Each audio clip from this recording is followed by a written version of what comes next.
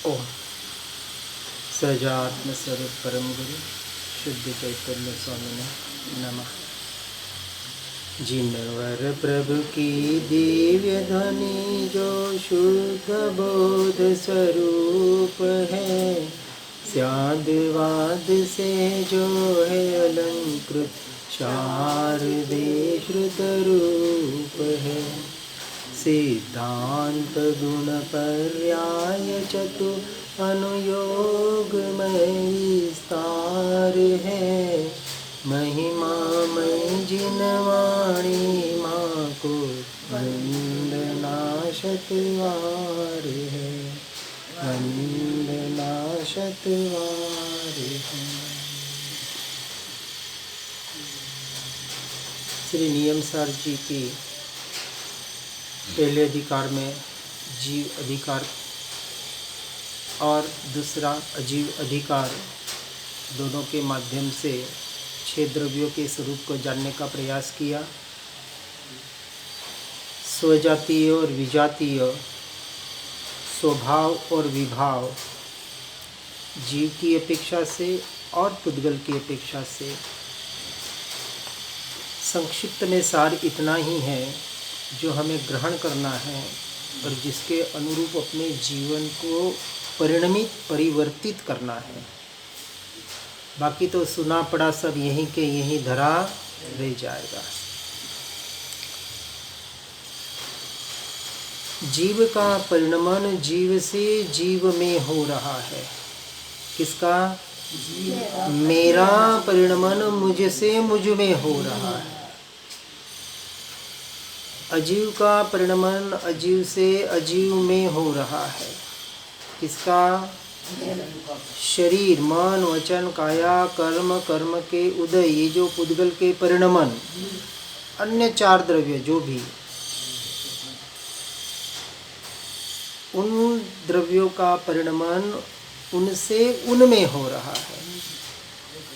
न उनसे मुझे कोई लेना देना है, न मुझे उनसे कुछ लेना देना है। दोनों, हर द्रव्य स्वतंत्र है, हर गुण स्वतंत्र है, हर पर्याय स्वतंत्र है। इतनी स्वतंत्रता बताने के बाद भी यदि उसका यथार्थ रूप से श्रद्धान न करें, परिणमन एकदम नहीं होगा, क्योंकि अनादि के विपरीत उल्टे संस्कार पड़े हुए हैं। तो उसको निकालने में समय कम ज़्यादा हर एक के पुरुषार्थ के अनुसार लग सकता है।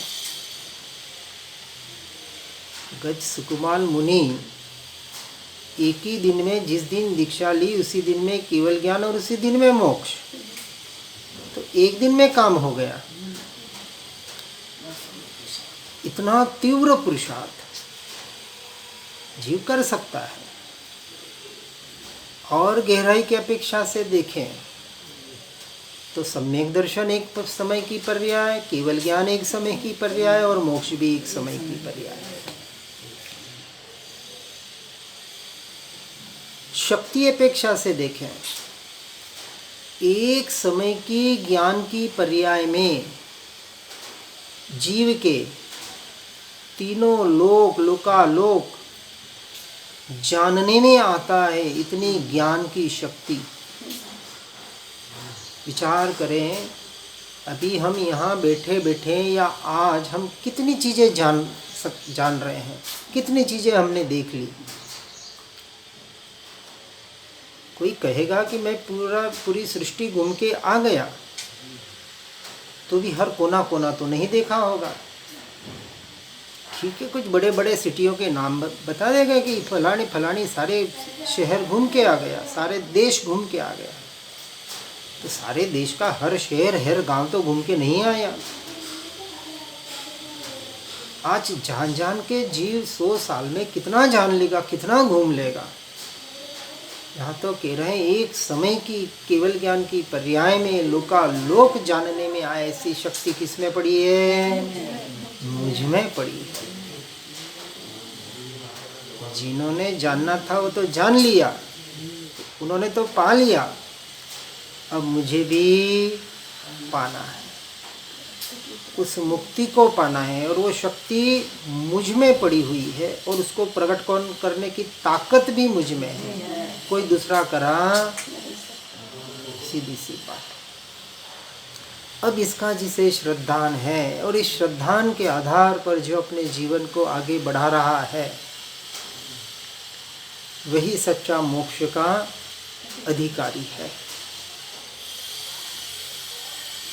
सब कुछ समझकर इतना ही समझना है, अपने आप को समझकर अपने आप में अनंत काल के लिए लीन होना, यही सर्वोत्कृष्ट पुरुषार्थ है। अब इस अजीव अधिकार की अंतिम गाथा की टीका पूर्ण करते हुए टीकाकार मुनिराज श्री पद्म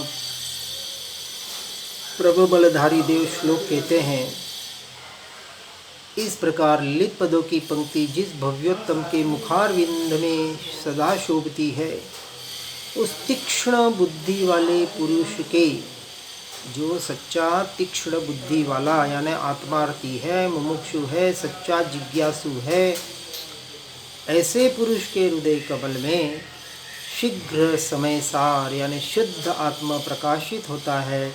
इसमें आश्चर्य करने जैसी कोई बात नहीं है। इस प्रकार सुख विजन रूपी कमलों के लिए जो सूर्य समान है और 5 इंद्रियों के फैलाव रहित देह मात्र जिनमें परिग्रह था, ऐसे श्री पद्म प्रभमलधारी देव द्वारा रचित नियम सार की तात्पर्यवृत्ति नामक टीका में, अर्थात श्रीमद् भगवत कुंद कुंद आचार्य देव प्रणीत श्री नियम सार परगागम की निर्ग्रंथ मुनिराज श्री पद्म प्रभ मलधारी देव विरचित तात्पर्यवृत्ति नामक टीका में अजीव अधिकार राम का दूसरा श्रेष्ठ स्कंध समाप्त हुआ।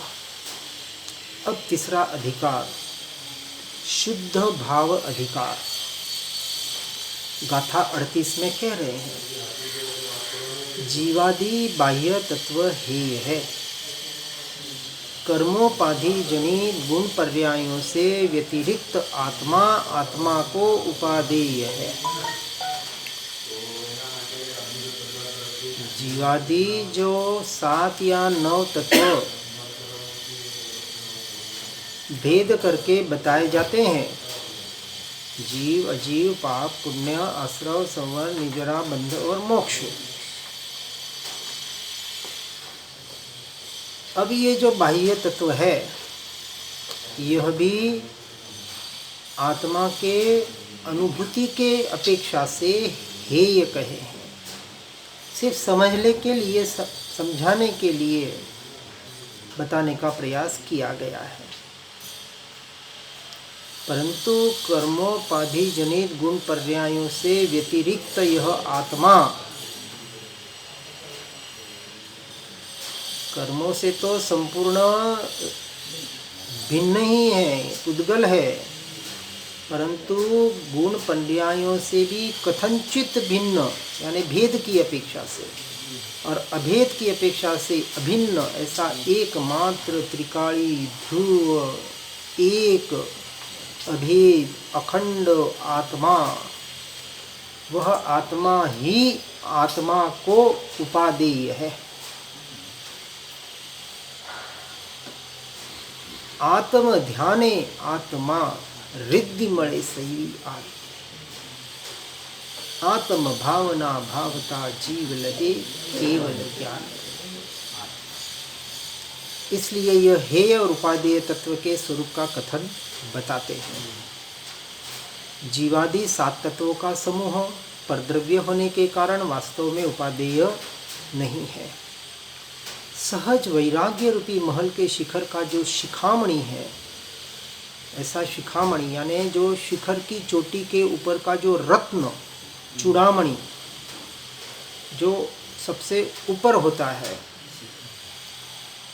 पर द्रव्य से जो परांगमुख है, 5 इंद्रियों के फैलाव रहित देह मात्र जिसे परिग्रह है, जो परम जीन योगेश्वर है, स्वद्रव्य में जिसकी तीक्ष्ण बुद्धि है,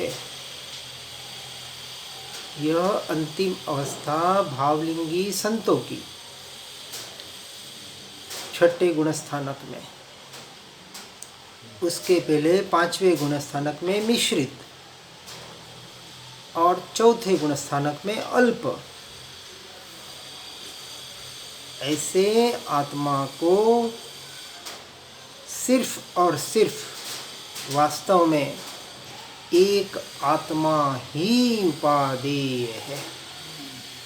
आत्मा शब्द का मतलब वह परिपूर्ण, जिसमें कोई भेद अब नहीं है, जिसे अपेक्षा से ज्ञायक भाव, परम पारिणामिक भाव भी कहा जाता है। औदैहिक आदि चार भावांतरों को अगोचर होने से जो पांच भाव बताए, औदैहिक, औपशमिक, शैक्षमिक और क्षयिक, ये जो चार भाव, यह तो टोटल पर है। लेकिन जो पंचम भाव, परम पारिणामिक भाव, इनसे यह चार भाव अन्य होने के कारण उन्हें भावांतर कहा है। और परम पारिणामिक भाव जिसका स्वभाव है, ऐसा कारण परमात्मा इन चार भावांतरों को अगोचर है। यानी ये जो चार भाव, ये तो टोटल पर की अपेक्षा से है, व्यवहार की अपेक्षा से है। और द्रव्य कर्म, भाव कर्म और नो कर्म रूप उपाधि से जनित विभाव गुण पर्यायों से रहित है। कौन? ऐसा हमारा आत्मा ज्ञाना वर्णादि 8 द्रव्य कर्म, मोह राग द्वेष रूपी भाव कर्म और शरीरादि 9 कर्म, इन सारे उपाधि से, इनको भी उपाधि कहा। कर्म, कर्म के उदय, ये भी उपाधि है। यदि उस उपाधि को पकड़ के बैठेंगे, कर्म मेरा स्वरूप है, हाय मेरे कर्म मैंने बांधे, मुझे भोगने पड़ेंगे, क्या करेगा, अभी तो वेदनी का उदय है नहीं, अभी अंतराय का उदय है नहीं, अभी इसका उदय है, और उदय को पकड़ के रहेंगे और रोना रोते रहेंगे, तो स्वरूप में कब बैठेंगे? ऐसे सारे उपाधियों से और विभाव गुण पर्यायों से भी रहित, यानी परद्रव्य से तो रहित ही है, लेकिन परद्रव्यों के निमित्त से उत्पन्न होने वाले मोह राग द्वेष के भाव, इन भावों से भी रहित, जिसे विभाव कहा। पर्यायों के जो अब यहाँ से भी हट गए, अब स्व की ओर आए। मेरी पर्याय जो निरंतर उत्पादवय हो रही है, उससे भी रहित, निश्चय की अपेक्षा से, उसके भेदों से रहित और गुणों के भेदों से भी रहित, तथा अनादि अनंत अमूर्त अतीन्द्रिय स्वभाव वाला, इनसे रहित। अब किससे सहित? तो बता रहे हैं कि जो अनादि अनंत है, जैसा था वैसा है और अनंत काल तक वैसा का वैसा रहने वाला अनंत है, जिसका कभी अंत होने वाला नहीं है। अमूर्त है, जो मूर्त रूप नहीं है, अरूपी है, अशरीरी है, और अतीन्द्रिय स्वभाव वाला है, इंद्रियों से रहित, मन और 5 इंद्रियों द्वारा कभी जानने में आए ऐसा है ही नहीं। इस अपेक्षा से मुझे मुझ में रहने के लिए पर द्रव्य या पर भावों की अंश मात्र भी जरूरत नहीं है। कब? जब पूर्ण ज्ञान हो जाए तब। उसके पहले साधन रूप जो भी हो, वो साधन भले करे, लेकिन उस साधन को भी उपादेय न माने। ऐसा शुद्ध सहज परम पारिणामिक भाव जिसका स्वभाव है, ऐसा कारण परमात्मा वह वास्तव में आत्मा है, और वह आत्मा वही मैं हूँ। अति आसन्न भव्य जीवों को ऐसे निज परमात्मा के अतिरिक्त अन्य कुछ भी उपादेय नहीं है। अब इस गाथा को पूर्ण करते हुए कहते हैं कि सर्व तत्वों में जो एक सार है, जो समस्त नष्ट होने योग्य भावों से दूर है, जिसने दुर्वार काम को नष्ट किया है, जो पाप रूप वृक्ष को छेदने वाला कुठार है, जो शुद्ध ज्ञान का अवतार है, जो सुख सागर की बाढ़ है, जो क्लेशोदधि का किनारा है, वह समय सार शुद्ध आत्मा जयवंत वर्तो जयवंत वर्तो, उसकी जय जयकार की है। यानी अपेक्षा से आत्मा की महिमा बताने के लिए अब यहाँ जिस आत्मा की महिमा गाई जा रही है वो कोई और आत्मा न होकर किसकी बात हो रही है? मेरी बात हो रही है। अब अन्य आत्माओं से भी मुझे कोई प्रयोजन नहीं है, क्योंकि जब जीव तत्व की बात होती है तब सारे के सारे जीव परद्रव्य में चले जाते हैं। अब गाथा 39 में कह रहे हैं, जीव को वास्तव में स्वभाव स्थान और विभाव स्वभाव के स्थान नहीं है, मान अपमान भाव के स्थान नहीं है, हर्ष भाव के स्थान नहीं है, या अहर्ष के स्थान भी नहीं है। यहाँ निर्विकल्प तत्व के स्वरूप का कथन बता रहे हैं। 7वें गुणस्थानक में भावलिंगी मुनि 6ठे 7वें में जब झोले खाते हैं, प्रमत्त से अप्रमत्त दशा, अप्रमत्त से प्रमत्त दशा, 7वां गुणस्थानक अप्रमत्त गुणस्थानक जिसे निर्विकल्प दशा कहने में आता है। त्रिकाल निरूपाधि जिसका स्वरूप है, ऐसे शुद्ध जीवास्तिकाय को वास्तव में विभाव स्वभाव स्थान होता ही नहीं है। शुद्ध जीवास्तिकाय को प्रशस्त या अप्रशस्त समस्त मोह राग द्वेष का अभाव होने से मान अपमान के हेतुभूत कर्मोदय के स्थान भी नहीं है। शुद्ध जीवास्तिकाय की बात हो रही है। जब चौथे गुणस्थानक में यह श्रद्धान दृढ़ होता है और उसके आधार पर जब जीव अपने गुणस्थानक यानी आत्मा की स्थिरता के शुद्धि की वृद्धि, जिसे सम्यक चारित्र कहा, वो जैसे जैसे वृद्धि होती है गुणस्थानक के अनुसार, वहाँ ये सारी बातें लागू होती है। तो पहले क्या बताया कि स्वभाव विभाव स्थान, ये जो भेद है वहाँ भेद कुछ नहीं है, एकमात्र स्वभाव रमणता है, अपने अस्तित्व का मात्र स्वीकार है। वहाँ प्रशस्त अप्रशस्त ये गुणस्थानक तो व्यवहार की अपेक्षा से कहने में आए।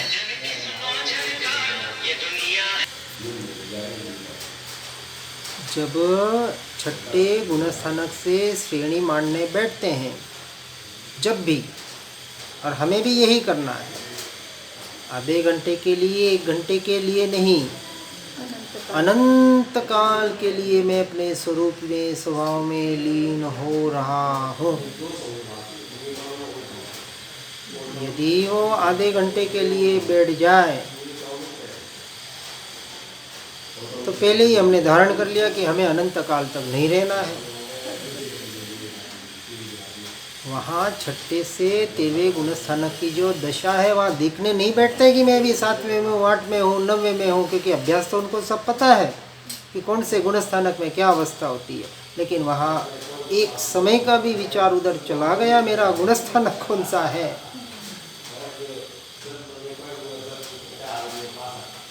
तो सारी मेहनत बेकार चली जाती है। ये तो अपेक्षा से सिर्फ गुणस्थानकों का वर्णन करने में आता है।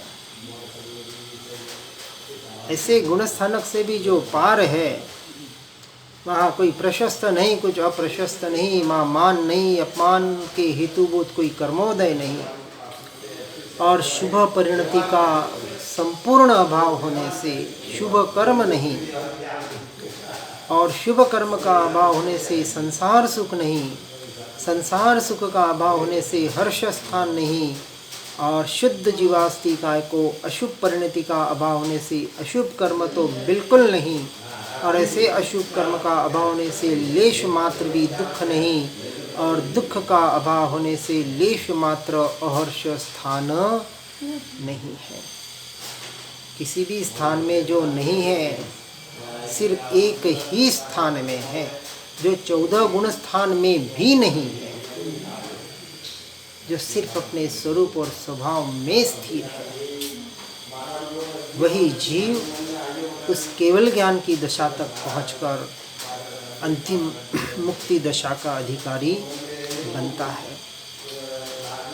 जो प्रीति अप्रीति रहित शाश्वत पद है, जो सर्वथा अंतर्मुख और निर्भेद रूप से प्रकाशमान ऐसे सुख का बना हुआ है, नभमंडल समान आकृति वाला अर्थात निराकार अरूपी है, चैतन्य अमृत के पूर से भरा पूरा जिसका स्वरूप है, जो विचारवंत चतुर पुरुषों को गोचर है, ऐसे आत्मा में तू रुचि क्यों नहीं करता? क्या कह रहे हैं? इतनी हम महिमा गा रहे हैं जिसकी, और कौन गा रहा है ये महिमा? भावलिंगी मुनिराज, जो वहाँ प्रत्यक्ष निरंतर छठे सातवें में झूले खा रहे हैं, जो निरंतर अपनी आत्मा का अनुभव, अपना आत्मा का आनंद, अपार आनंद, उस मोक्ष सुख को पर्याय पर्याय में भोग रहे हैं, वो उन परमात्मा के कह रहे हैं कि हम यदि इतनी देर के लिए उस आनंद में, अद्भुत आनंद में झोले खाते, हमें इतना अद्भुत आनंद हो रहा है, तो विचार करे परमात्मा की तो हा क्या दशा होगी। ऐसी आत्मा में तू रुचि क्यों नहीं करता, और दुष्कृत रूप संसार के सुख की वांछा क्यों करता है? ये संसार अनंत काल से यह जीव भटक रहा है सुख पाने के लिए, लेकिन आज दिन तक कभी सुखी हुआ नहीं, हो सकता नहीं। इसलिए हम परमानेंट सुख का मार्ग बता रहे हैं। फिर ऐसे परमानेंट सुख के मार्ग की वांछा क्यों नहीं करता? तो गाथा 40 में आगे कह रहे हैं, जीव को स्थितिबंध स्थान नहीं है, प्रकृति स्थान नहीं है, प्रदेश स्थान नहीं है, अनुभाग स्थान नहीं है, अथवा उदय स्थान भी नहीं है। पूरी निश्चय की बात बताने का प्रयास किया जा रहा है। वेद प्रभुओं के द्वारा जीवों के स्थान बताए, स्थिति बंध के स्थान बताए, प्रकृति स्थान बताए, प्रदेश स्थान बताए, अनुभाग स्थान बताए, उदयों के स्थान बताए, जितने भी स्थान बताने थे बता दिए। और अंत में कहा कि इन स्थानों से तू कैसा है? रहित है। तुझमें इन स्थानों का संपूर्णतः अभाव है। सदा निरुपराग जिसका स्वरूप है, यानी उपराग रहित, किसी पदार्थ में अन्य उपाधि की समीपता के निमित्त से होने वाला उपाधि के अनुरूप जो विकारी भाव है, औपाधिक भाव है, विकार है, मलिनता है, उससे जो रहित है। कोई कहे मुझे बहुत विकार आता है, क्या करे? मेरा मन बहुत भटकता है, बार बार ध्यान में बैठता हूँ तो इतना भटकता है। अरे भैया, जब ध्यान में बैठेगा तभी तो भटकेगा, क्योंकि अन्य वक्त तो भटकने के लिए बेचारे को जगह ही नहीं होती है। इतना कचरा तो भरा हुआ है, एक समय कहाँ तू विचार करने के लिए तेरे पास मन को समय दे रहा है? अंदर क्या भरा है वो देखने के लिए कहाँ समय दे रहा है उस मन को? बाहर बाहर बाहर के विचारों में ये करो, वो करो, ऐसा कर दूँ, वैसा कर दूँ, इधर का पलटा, उधर का पलटा, संसार संसार संसार के इतने विचार, बच्चों का क्या करूं, बीवी का क्या करूं, माता पिता का क्या करूं, अरे इसका क्या करूं, शरीर का क्या करूं, इतने विचारों से ये मन भरा हुआ है, इतने विकारों से मन भरा हुआ है। अब उसको बेचारे को टाइम है ही नहीं। अब जब 2 मिनट ध्यान करने, 15 मिनट, आधा घंटा बैठता है तो बेचारे को टाइम मिलता है तो जो कचरा पड़ा है वो उगालने का प्रयास करता है। अरे जो विकार हो रहे हैं, जो विकल्प हो रहे हैं, जो कुछ भी हो रहा है, किसमें हो रहा है? अरे मन में हो रहा है। अरे मन तेरा स्वरूप है क्या? अरे नहीं भैया, जब मन तू नहीं, मन तेरा नहीं, तो उसमें होने वाले विचार तेरे कहाँ से हुए? पहले तो वेद ज्ञान कर ले, सीधा सा उपाय है। यहाँ यही कहे कि जो सदा निरुपराग जिसका स्वरूप है, ऐसे निरंजन निर्दोष नीच परमात्म तत्व को, इसकी महिमा बताई, नीच परमात्म तत्व की महिमा बता रहे हैं। आज दिन तक पर की ही महिमा की, ध्यान में बैठा तो भी पर की महिमा, क्योंकि ये जो प्रश्न है कि मुझे बहुत विकार आते हैं, मुझे बहुत विकल्प आते हैं, ये प्रश्न ही गलत है कि उसके महिमा किसकी आ रही है? उन विकारों की, उन विचारों की, उन विकल्पों की। आ रहे, क्यों आ रहे? मुझे आ रहे। अरे भैया वहाँ से सीधा हट जा और कह दे इससे भिन्न न्यारा, उसको जानने वाले, जानते वक्त ज्ञान को जानने वाला चैतन्य स्वभावी भगवान आत्मा वही आजा। एक समय के लिए तो, एक क्षण के लिए तो अपने में आ। अब वो बेचारा उनको निकालने में लगा हुआ है, उनको अटकाने में लगा हुआ है, उनके उपाय कर रहा है, श्वासों को रोक रहा है, कुछ उल्टी गिनतियाँ कर रहा है, कुछ कर रहा है, लेकिन अपने में नहीं आ पा रहा है, क्योंकि पता नहीं मार्ग क्या है। जिसे पता है वह जीव आगे बढ़ सकता है, और जिसे पता ही नहीं वो कुछ उल्टी गिनतियाँ करता रहेगा, श्वासों को देखता रहेगा, ऊंचा नीचा करता रहेगा, कुछ न कुछ तो करेगा बेचारा, क्या करेगा? जिसको जैसा गुरु मिला, जिसको जैसा मार्ग मिला, वो वही हथकंडे अपनाएगा। यहाँ तो सीधा मोक्ष का मार्ग सीधा बता रहे हैं। सीधी इन बाहर के विकल्पों की, विचारों की, कर्मों के उदय की, पुद्गल के परिणामों की, 5 इंद्रियों की, 5 इंद्रियों के विषय पे टोटल पहले चौकड़ी घुमा दी। ये मेरा स्वरूप, जब मैं नहीं, मेरा स्वरूप नहीं, तो उसकी क्रिया, उसमें होने वाले परिणाम मेरे कहाँ से हुए? तो उससे पहले अपना मानना छोड़ दे। अनंतानुबंधी का विषय ही यही है।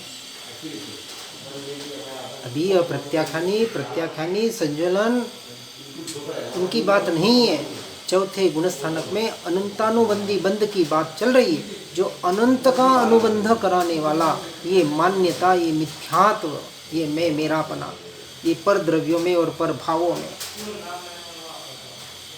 तीव्र से तीव्र कषाय हो, और कहे ये कषाय मेरी तलहट, मैं इससे भिन्न नारा स्वतंत्र एक ऐसा शुद्ध स्वरूपी आत्मा डंके की चोट पर बोले, वो जीव धन्यवाद का पात्र है। भले चौथे गुण स्थानवर्ती है, संसारी है, भरत चक्रवर्ती का क्रोध, शाइक संकीति, लेकिन वहाँ मान्यता में डंके की चोट पर पता है कि ये मेरा स्वरूप कर्मोधनिज उदयिक भाव है। आए तो आए और गए तो गए। जिस क्षण उदय था उस वक्त कार्य हो गया। अब मेरा ये स्वरूप, मैं इनसे भिन्न न्यारा, ये जागृति, निरंतर जागृति। इसलिए एक आदमी रखा था, चेत भरत चेत। बस चेत कहते वो तो बस, क्योंकि शाइक संकेत थे, उनको चेतने के लिए विचार थोड़ी करना पड़ता है। एक क्षण में फट से अंदर चले जाते थे। उसी क्षण अरे ये भिन्न न्यारा, ये मैं, वो मैं को पकड़ लिया, एक क्षण में वहाँ आत्मानुभूति होती थी। इतनी पावर थी, इतना वीर्य प्रस्फुलित था भीतर का। तो इस प्रकार का जो निज परमात्मा तत्व, ऐसा जो निरंजन, अंजनों से, कालिमा से संपूर्ण रहित, वास्तव में द्रव्य कर्म के जगन्य, मध्यम या उत्कृष्ट स्थिति बंध के जिसमें स्थान नहीं, जितने भी कर्म के ये जगन्य, मध्यम, उत्कृष्ट स्थिति बंध के स्थान बता दिए, मेरा स्वरूप ही नहीं है। अब स्वरूप नहीं तो उसको जानने की भी मैं चेष्टा क्यों करूं? ज्ञानावरणादि अष्टविध कर्मों से उस कर्म के योग्य ऐसा जो पुद्गल द्रव्य का स्व आकार, वह प्रकृति बंध है, उसके स्थान इस निरंजन निज परमात्मा तत्व को अंश मात्र भी है ही नहीं। अशुद्ध अंतस्तत्व के यानी अशुद्ध आत्मा के और कर्म पुद्गल के प्रदेशों का परस्पर प्रवेश, वह प्रदेश बंध है, और इस बंध के स्थान भी निरंजन निज परमात्मा तत्व को नहीं है।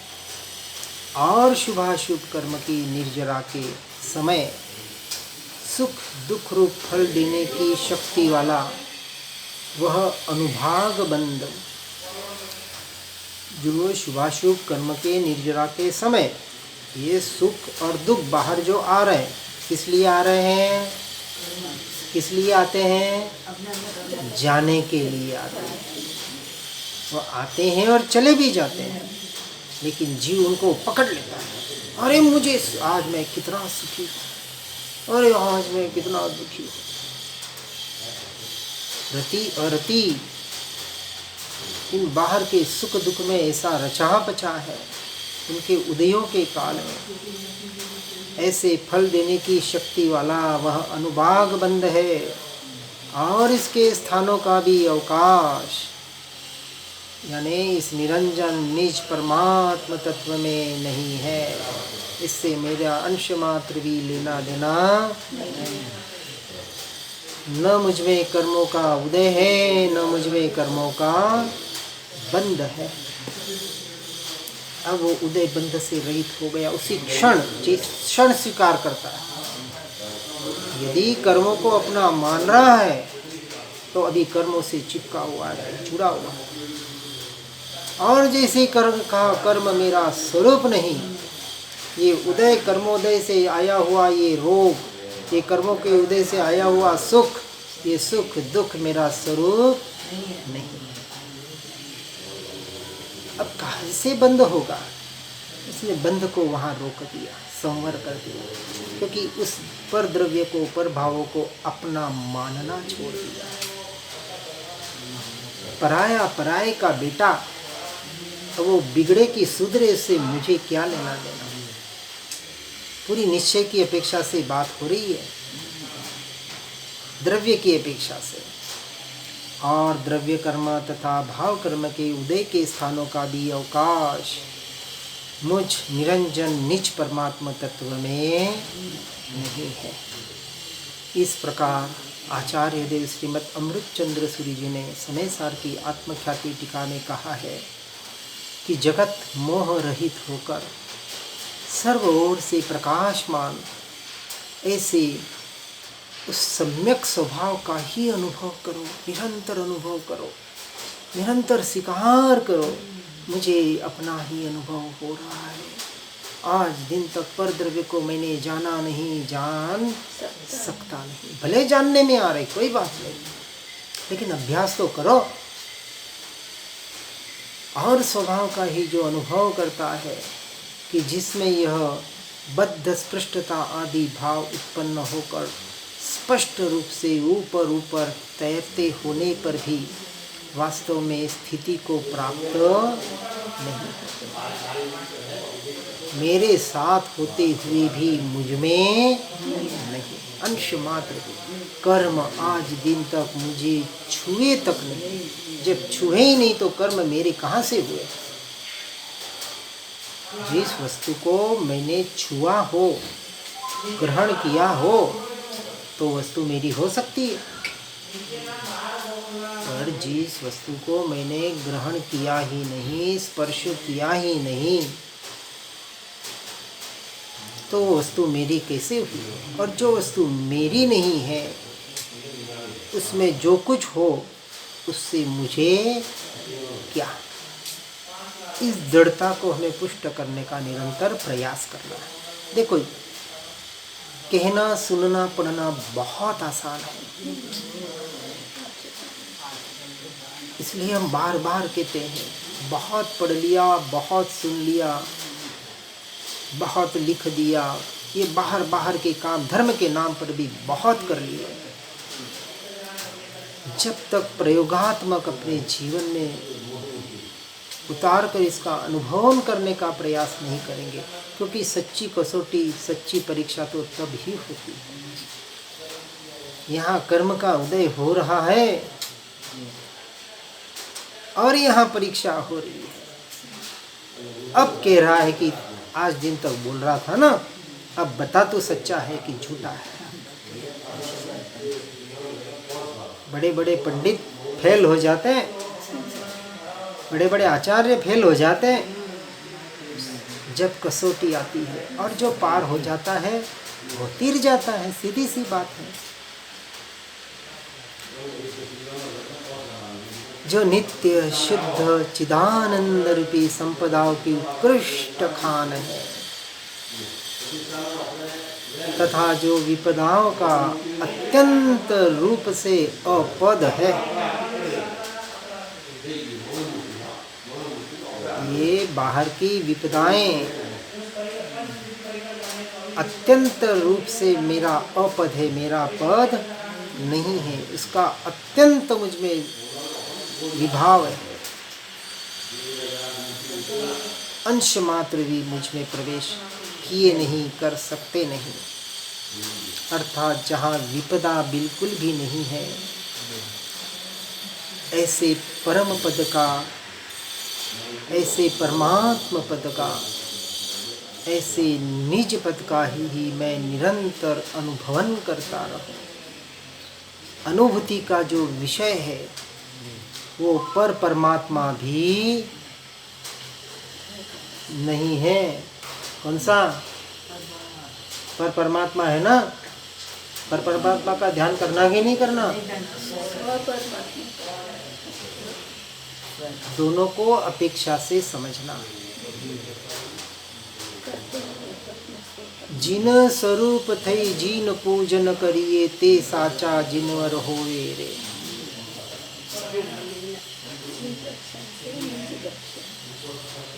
जिन पद निज पद एकता, जिन के स्वरूप को जानकर जो निज के स्वरूप में एकत्व करता है, यानी जब हम आधार लेते हैं जिनेश्वर परमात्मा के स्वरूप का द्रव्य गुण पर्याय से कि हे परमपिता परमात्मा, जो तेरा स्वरूप है वही मेरा स्वरूप, सो हम, जो तू है वही मैं हूँ, और जो मैं हूँ वही मैं। सो हम के दो अर्थ। पहले परमात्मा को याद किया, जिनका अहो अहो हमारे ऊपर उपकार है। ये वाणी किसकी खिल रही है? तीर्थंकर परमात्मा की वाणी तो प्रवाहित हो रही है भावलिंगी मुनियों के द्वारा। इसलिए दो प्रकार कहे जाते हैं, व्यवहार की अपेक्षा से, निश्चय की अपेक्षा से। एक जिनवाणी और एक छद्मस्त वाणी। निश्चय की अपेक्षा से दो प्रकार। जिन परमात्मा के मुख से सीधी जो वाणी सुनाई पड़ती है, और हमने सुनी है कई बार, तीर्थंकर परमात्मा के समर्थन में हम बैठे हैं, तब जो वाणी कान में पड़ी थी वो प्रत्यक्ष परमात्मा की जिनवाणी थी। और जो अभी वाणी हम पढ़ रहे हैं, सुन रहे हैं, ये अपेक्षा से छद्मस्त वाणी, क्योंकि पहले से 12वें गुणस्थानक वाले जीवों को छद्मस्त जीव कहा जाता है। और ये भावलिंगी मुनियों द्वारा लिखी हुई वाणी 6ठे गुणस्थान वर्गी, उस अपेक्षा से इसे छद्मस्त वाणी कहा जाता है। इसलिए तारण पंथ में छद्मस्त वाणीनाथ का एक ग्रंथ है, इसमें ये बात बताई है। परंतु व्यवहार की अपेक्षा से इसे ही जिनवाणी माता भी कहा जाता है। और ऐसे नित्य शुद्ध चिदानंद रूपी संपदाओं की उत्कृष्ट जो खान है, जो विपदाओं का अत्यंत रूप से अपद है, जहाँ विपदा बिल्कुल नहीं है, ऐसे इस परम पद का अब मैं अनुभवन करता हूँ और सारी मेरी बातें निकाल देता हूँ। अशुभ तथा शुभ सर्व कर्म रूपी विश्व वृक्ष से उत्पन्न होने वाले निज रूप से विलक्षण ऐसे फलों को छोड़कर जो जीव इसी समय सहज चैतन्य में आत्म तत्व को भोगता है, वह जीव अल्पकाल में मुक्ति प्राप्त करता है। इसमें क्या संशय है? अर्थात हमें तो अंश मात्र भी संशय नहीं है, ऐसे भावलिंगी मुनि यहाँ कह रहे हैं। जब उन्हें संशय नहीं है तो अब हमें संशय करने की जरूरत है? हमें तो 100% जैसा है वैसा स्वीकार करने की बात है। जहाँ भेद है, जहाँ तर्क वितर्क है, वहाँ से हमको हटना पड़ेगा। जहाँ भी भेद की बात आ जाए, वाद विवाद की बात आ जाए, तर्क वितर्क की बात आ जाए, कोई कही हमारी ये मान्यता, हमारी ये मान्यता, हमारी ये मान्यता, सबको हाथ जोड़ना, ओके, नो प्रॉब्लम। इन मान्यताओं से हमें क्या लेना देना? बाहर की मान्यताओं से कभी आत्मा प्राप्त नहीं होता। आत्मा तो आत्मा की मान्यता से प्राप्त होगा। जब पता चला कि मैं शुद्ध स्वरूपी आत्मा ही हूँ, अन्यथा मैं कुछ भी नहीं हूँ, तो अब अन्य में मुझे जाने की कहाँ जरूरत? जब निज से निज को मैं जानने का पुरुषार्थ कर रहा हूँ, तो अब मुझे अन्य पुरुषार्थ की, अन्य प्रयासों की कहाँ जरूरत? जब वितरागी परमात्माओं का योग यथार्थ परमार्थ शास्त्र मेरे हाथ में लग गया, तो अन्य शास्त्र पढ़ने की मुझे कहाँ जरूरत? हाँ, पहले देख लिया, 5, 7, 8, 10 जगह घूमकर देख लिया, इसने ये कहा, इसने ये कहा, इसने ये कहा, कंपैरिजन कर लिया, और अब निर्णय हुआ कि इस जो परम सत्य जो मुझे प्राप्त हुआ है और मिल रहा है, तो मैं अन्य ग्रंथों को और अन्य संप्रदायों को और अन्य किसी का भी अब कहाँ सुनूं, क्यों पढ़ूं? जब प्योर सोना मुझे कहीं से मिल रहा है, तो मैं इम्प्योरिटी में क्यों जाऊं? जब सीधी 14 गुणस्थान तक ही मोक्ष तक पहुंचाने वाली बात मुझे मिल रही है, तो 4, 5वें गुणस्थानक वाली बातों में मैं क्यों अटकूं? ऐसा निर्णय भीतर से होना चाहिए। वो जीव फिर मार्ग से कभी भी डिग नहीं पाएगा। ऐसे चेलना रानी को कहा कि महावीर स्वामी आए, तो कहा 2500 तीर्थंकर हो ही नहीं सकता। ऐसी दृढ़ श्रद्धा, चाहे महावीर के नाम की क्यों ना, ये महावीर स्वामी ऐसी दृढ़ श्रद्धा की मैं आत्मा तो आत्मा ही, अन्य में कुछ भी। इस दृढ़ श्रद्धा का नाम सम्यक दर्शन है। हर जीव इस सम्यक दर्शन को प्राप्त करके मोक्ष मार्ग में आगे बढ़ने का प्रयास और पुरुषार्थ करे। इसी भावना के साथ ओम नमः सिद्धम।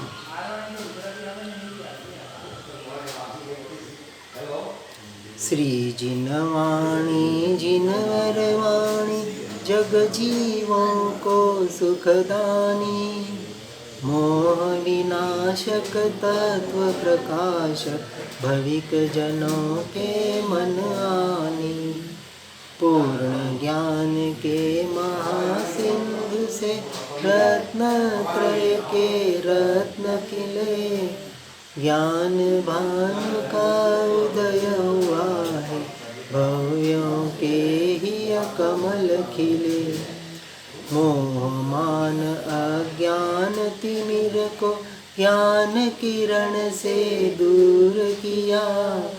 सुनय जगाती कुनय भगाती स्यादवाद का मार्ग दिया।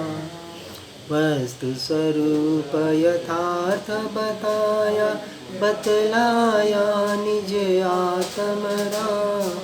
धन्य धन्य जिन वाणी माता शत शत वंदन सतत प्रणाम। शत शत वंदन सतत प्रणाम।